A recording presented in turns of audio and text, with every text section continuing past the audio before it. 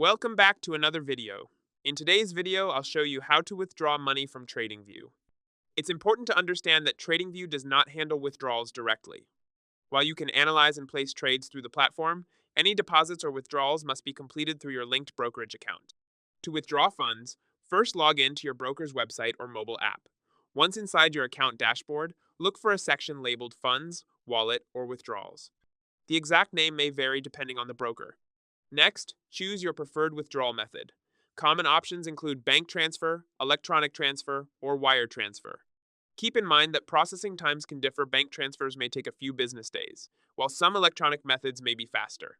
Enter the amount you want to withdraw and carefully review your details before submitting the request. Double-check your bank information and withdrawal amount to avoid delays. After submitting, your broker will typically send a confirmation via email or in-app notification. That's it. If you found this video helpful, don't forget to like and subscribe.